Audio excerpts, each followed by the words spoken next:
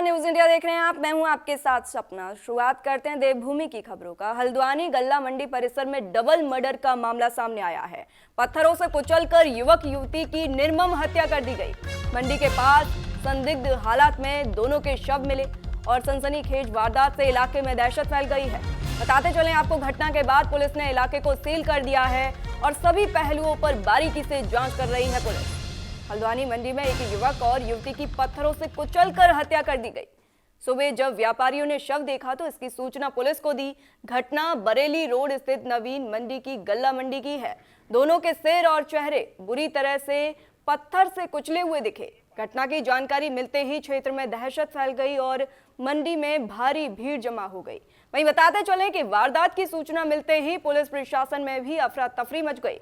मामले की संवेदनशीलता को देखते हुए SP city Manoj Katyal, CO Amit Kumar और कोतवाल विजय मेहता भारी पुलिस बल के साथ मौके पर पहुंचे, जिसके बाद पुलिस ने शवों को कब्जे में लेकर पोस्टमार्टम के लिए भेज दिया और तुरंत पूरे इलाके को सील कर दिया और फॉरेंसिक टीम को सबूत जुटाने के लिए बुलाया। बता दें कि पुलिस मंडी परिसर और आसपास लगे सीसीटीवी कैमरों की फुटेज खंगाल रही है ताकि आरोपियों का सुराग मिल सके। साथ ही मंडी के व्यापारियों और वहां काम करने वाले मजदूरों से भी पूछताछ की जा रही है। प्रारंभिक तौर पर मामला आपसी रंजिश या प्रेम प्रसंग से जुड़ा होने की आशंका भी जताई जा रही है।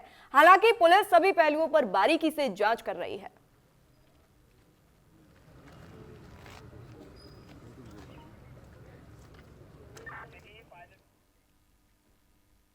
डबल मर्डर से दहला हल्द्वानी मंडी परिसर में युवक युवती की हत्या कर दी गई। गल्ला मंडी के पास दोनों का शव मिला।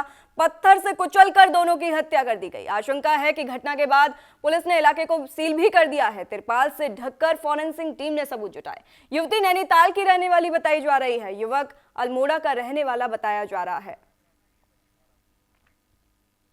डबल मर्डर का मिस्ट्री क्या है?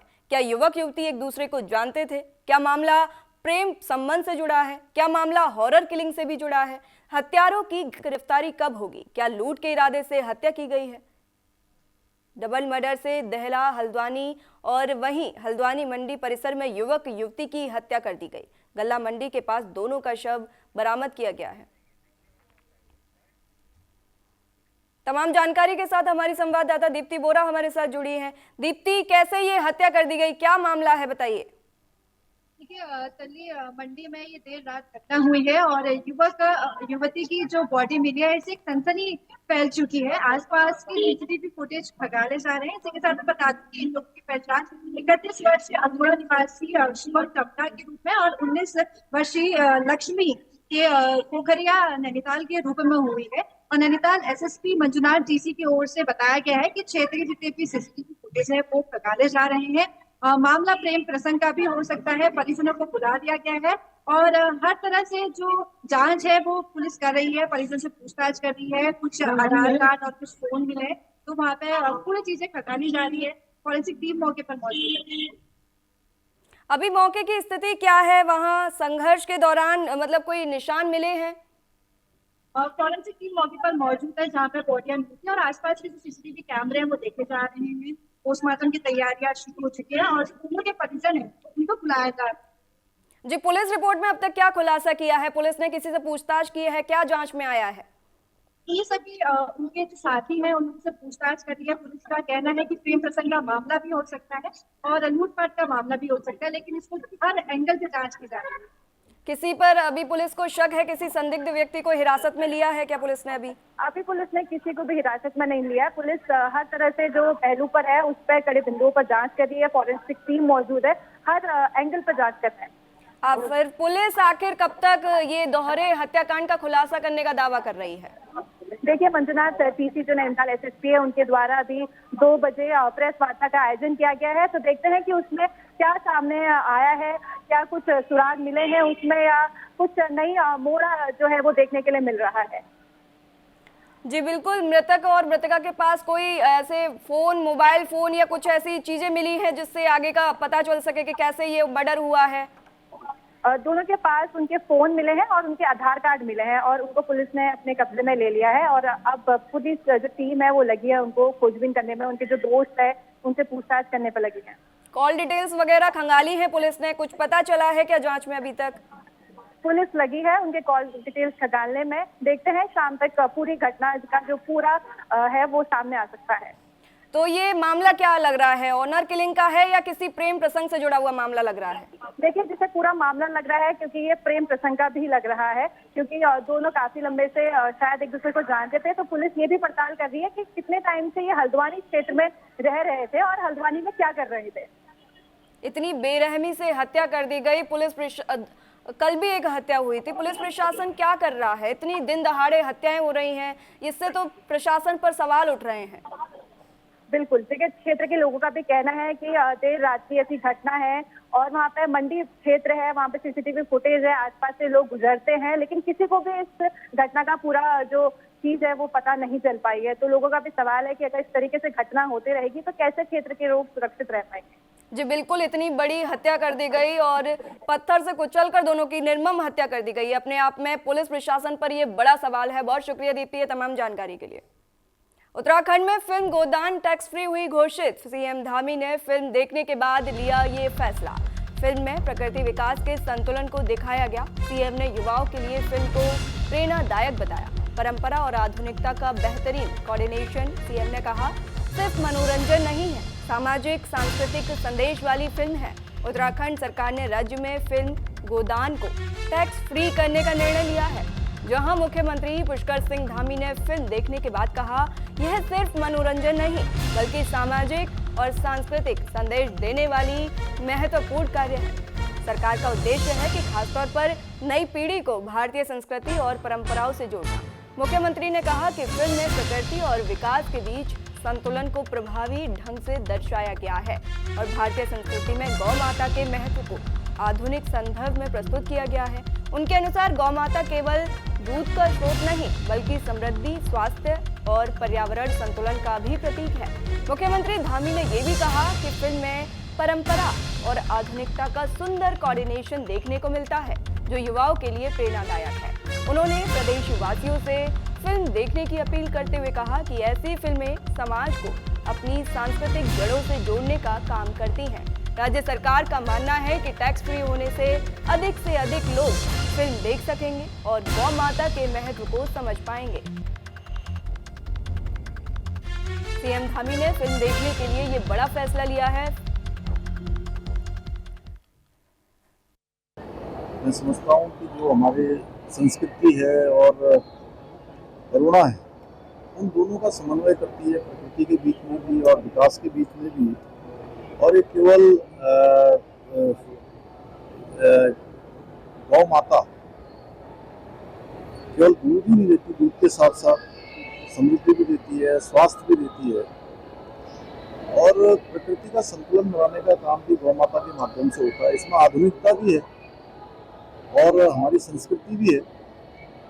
इसलिए हमारी नई पीढ़ी के लिए भी ये फिल्म देखना, अपने संस्कारों से जुड़ना बहुत जरूरी है। हमारे संस्कार हमारी नई पीढ़ी को जाएं।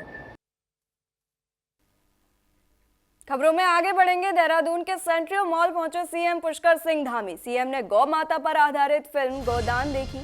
फिल्म 6 फरवरी को सिनेमा घरों में रिलीज हुई थी। फिल्म का निर्देशन और निर्माण विनोद चौधरी ने किया। धामी सरकार ने फिल्म गोदान को टैक्स फ्री कर दिया है। मुख्यमंत्री Pushkar Singh Dhami New Cantt Road स्थित सेंट्रियो मॉल पहुंचे जहां उन्होंने गौ माता पर आधारित फिल्म गोदान देखी। इस दौरान कैबिनेट मंत्री सतपाल महाराज, गणेश जोशी, धन सिंह रावत, रेखा आर्य और कई विधायक, राज्य मंत्री, महानगर अध्यक्ष सहित बड़ी संख्या में पार्टी और संघ कार्यकर्ता मौजूद रहे। बताते चले कि सीएम धामी इस फिल्म को उत्तराखंड में पहले ही टैक्स फ्री भी कर चुके हैं ताकि ज्यादा से ज्यादा लोग इसे देख सकें और गौ संरक्षण के महत्व को समझ सकें।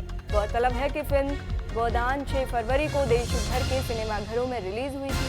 फिल्म में कई सच्ची घटनाओं को शामिल किया गया है जिससे इसे और प्रभावशाली बनाने की कोशिश की गई है। फिल्म का निर्देशन और निर्माण विनोद चौधरी ने किया है। सरकार को उम्मीद है कि इस फिल्म के जरिए लोगों में गायों की सुरक्षा और संरक्षण को लेकर जागरूकता बढ़ेगी। साथ ही युवा पीढ़ी अपनी सांस्कृतिक जड़ों से जुड़ने के लिए प्रेरित भी होगी।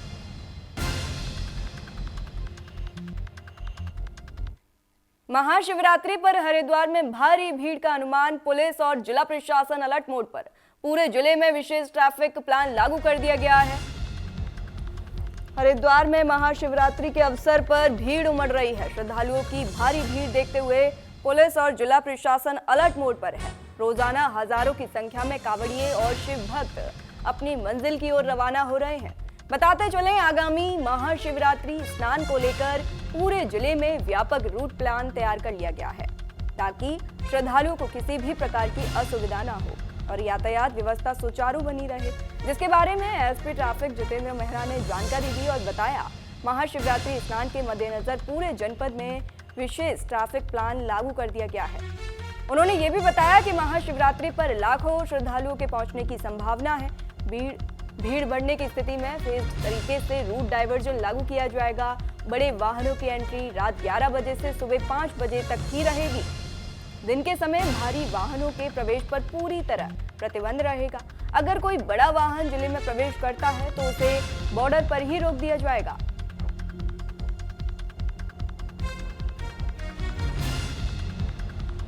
पूरे जिले में विशेष ट्रैफिक प्लान लागू कर दिया गया है। पूरे जिले में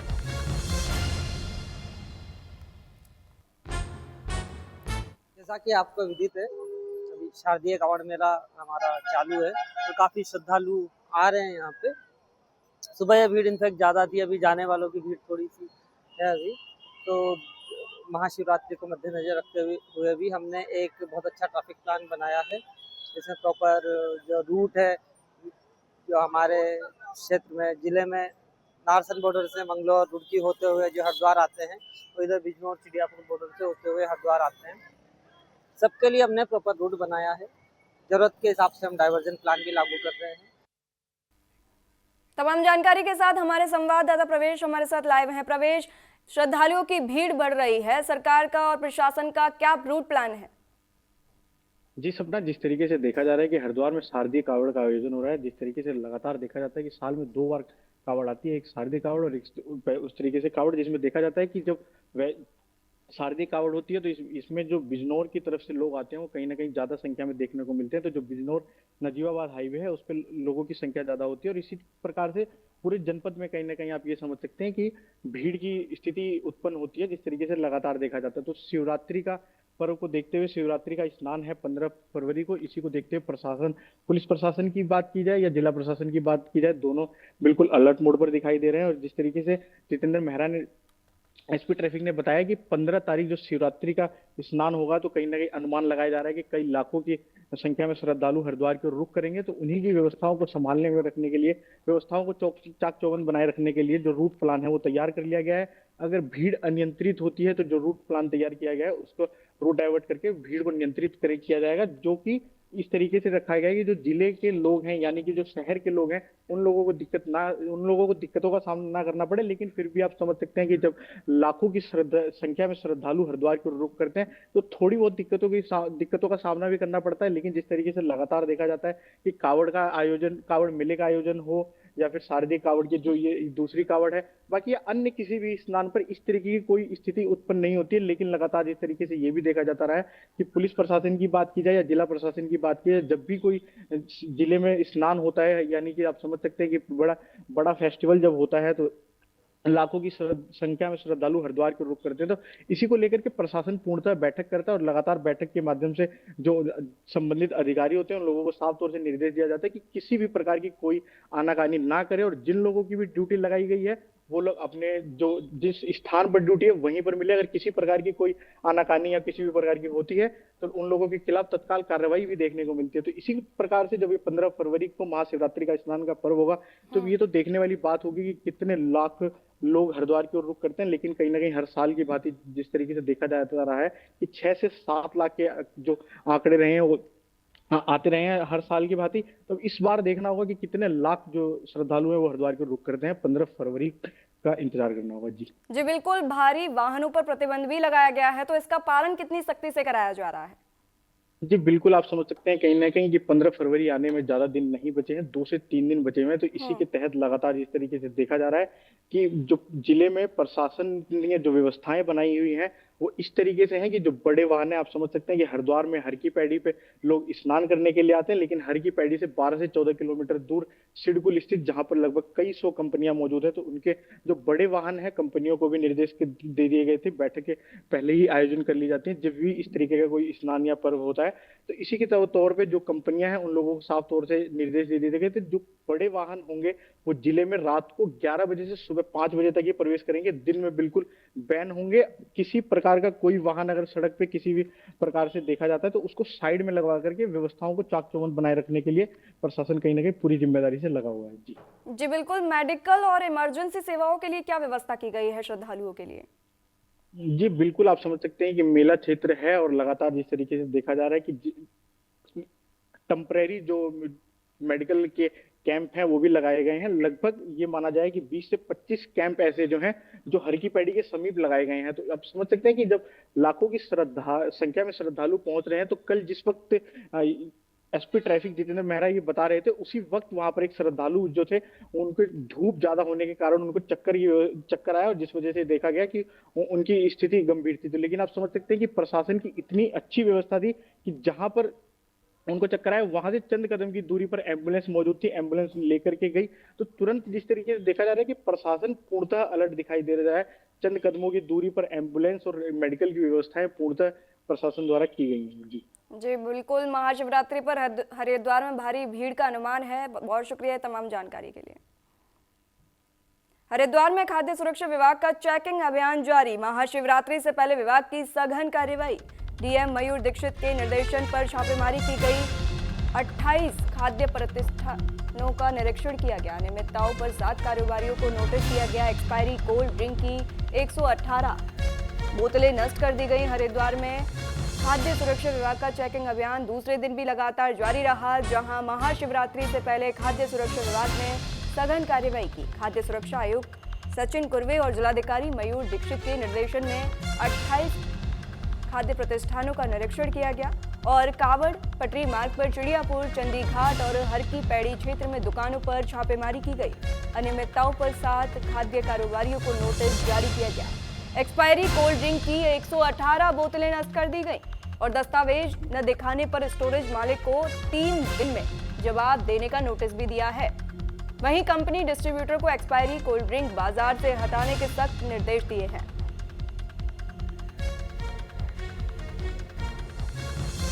एक्सपायरी कोल्ड ड्रिंक की 118 बोतलें नष्ट कर दी गई हैं। खाद्य सुरक्षा विभाग का चेकिंग अभियान दूसरे दिन भी जारी है और महाशिवरात्रि से पहले विभाग ने ये सघन कार्रवाई की है। डीएम मयूर दीक्षित के निर्देशन पर यह छापेमारी की गई है। बता दें आपको 28 खाद्य प्रतिष्ठानों का निरीक्षण किया। आईआईटी रुड़की का छात्र गंग नहर में डूब गया। लापता एमबीए के छात्र की तलाश जारी। नगर निगम पुल के पास चल रहा रेस्क्यू ऑपरेशन। नहर के पास पैर फिसलने से तेज बहाव में बहा छात्र। जिला प्रशासन ने नहर किनारे निगरानी बढ़ाई। रुड़की में आईआईटी रुड़की का एक छात्र गंग नहर में डूब गया। एमबीए द्वितीय वर्ष के छात्र की तलाश में जल पुलिस और गोताखोरों की टीम सर्च ऑपरेशन चला रही है। यह घटना नगर निगम पुल के पास गंग नहर पर हुई। छात्र अपने दोस्तों के साथ गंग नहर किनारे घूमने आए थे। गंग नहर के पास पहुंचने पर छात्र का पैर फिसल गया और वो तेज बहाव में बह गया, जिसके बाद दोस्तों ने तुरंत मदद के लिए शोर मचाया, लेकिन गंग नहर का तेज बहाव छात्र को बहा कर ले गया। सूचना पर सिविल लाइंस कोतवाली के SSI Manoj Gairola police team के साथ घटना स्थल पर पहुंचे। उन्होंने निरीक्षण किया और प्रत्यक्षदर्शियों से जानकारी जुटाई। इसके बाद जल पुलिस और गोताखोरों को बुलाया गया, जो लगातार सर्च ऑपरेशन चला रहे हैं। आईआईटी कैंपस में इस घटना को लेकर चिंता का माहौल है। प्रशासन का रेस्क्यू ऑपरेशन जारी है, लेकिन छात्र का अभी तक कोई सुराग नहीं मिला है। बताते चले, साथ ही प्रशासन ने नहर किनारे विशेष सावधानी बरतने की अपील भी की है। पैर फिसलने से तेज बहाव में छात्र का पैर फिसल गया। अच्छा, आपका दोस्त था? कितने साल का था? 29 का। यहाँ पे क्या कर रहे थे आईआईटी में? जब टहलने आए थे। अच्छा, तो फिर वो पैर फिसला है, क्या हुआ है? वो उठ के हमारी तरफ आ रहा था, लास्ट तक पे था, तो पैर फिसला और वो गिर गया। अच्छा, एक महिला आरोप लगा रही है कि आप लोगों के बीच कुछ हाथापाई हुई। बहुत अच्छे दोस्त हैं हम, साथ में रहते थे। हम हमेशा साथ में रहते हैं, बहुत अच्छी दोस्त है हमारा, बहुत प्यारा दोस्त है। क्या नाम था लड़के का? आशीष शुक्ला। कहाँ से था ये लड़का? वो बनारस के आसपास से है। बनारस से। अच्छा, बता रहे हैं कि कोई लड़कियां भी थी साथ में थी, कुछ विवाद हुआ है? चार फर्स्ट ईयर था सेकंड ईयर? Second year. तिब्बती मार्केट हत्याकांड में पुलिस का बड़ा एक्शन। शूटर और उसके साथी से पुलिस की मुठभेड़ में दोनों आरोपी को गोली लगने से घायल हो गए। घायलों को पुलिस ने अस्पताल में भर्ती कराया और आरोपियों के पास से अवैध हथियार, स्कूटी बरामद किए गए हैं। पूछताछ में आरोपियों ने हत्याकांड की बात भी कबूली है। बताते चलें, देहरादून की तिब्बती मार्केट हत्याकांड में दून पुलिस का ये बड़ा एक्शन देखने को मिला है, जहां पुलिस की शूटर और उसके साथी से मुठभेड़ हो गई। मुठभेड़ में दोनों आरोपियों को गोली लगने से घायल हो गए और जिसके बाद पुलिस ने घायलों को इलाज के लिए अस्पताल में भर्ती कराया, जिनके कब्जे से अवैध हथियार समेत स्कूटी बरामद की। और पूछताछ में तिब्बती मार्केट में हुई हत्या को अंजाम देने की बात दोनों ने स्वीकार की, जिसके बाद पुलिस आगे की कार्रवाई में जुट गई।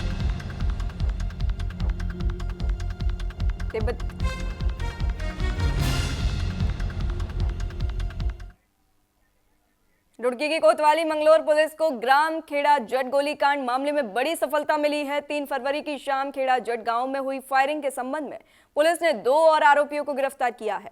इस मामले में पहले भी 3 आरोपियों को गिरफ्तार कर जेल भेजा जा चुका है। बताते चलें कि घटना के बाद इलाके में सुरक्षा व्यवस्था बढ़ाई गई थी। पुलिस पूछताछ के दौरान दोनों आरोपियों से घटना से जुड़े अहम सुराग मिलने की संभावना है। घटना में शामिल बाकी फरार आरोपियों की तलाश में पुलिस लगातार दबिश दे रही थी, जिसके तहत यह गिरफ्तारी हुई। उपनिरीक्षक हेमदत्त भारद्वाज के नेतृत्व में गठित पुलिस टीम की इस कार्रवाई में सराहनीय भूमिका रही। हरिद्वार पुलिस ने यह भी बताया कि कानून व्यवस्था से खिलवाड़ करने वालों के खिलाफ उनका अभियान लगातार इसी तरह जारी रहेगा।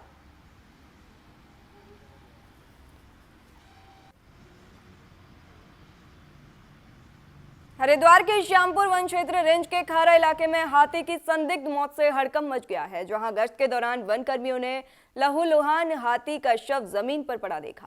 सूचना मिलते ही क्षेत्रीय रेंजर विनय राठी और उप प्रभागीय वनाधिकारी पूनम कैथोला चिकित्सीय टीम के साथ मौके पर पहुंचे और शव को कब्जे में लेकर पोस्टमार्टम कराया गया। इसके बाद विभागीय गाइडलाइन के तहत हाथी के शव को मौके पर ही दफना दिया गया। एसडीओ पूनम कैथोला के अनुसार 2 हाथियों के बीच आपसी संघर्ष हुआ, जिसमें मखना हाथी घायल हुआ और बाद में बाघ के हमले से उसकी मौत हो गई। इसके बावजूद क्षेत्रवासियों ने श्यामपुर रेंज में मॉनिटरिंग की कमी का आरोप लगाया है। लोगों ने पूरे मामले की निष्पक्ष जांच और भविष्य में ऐसी घटनाएं रोकने के लिए ठोस कदम उठाने की मांग की है।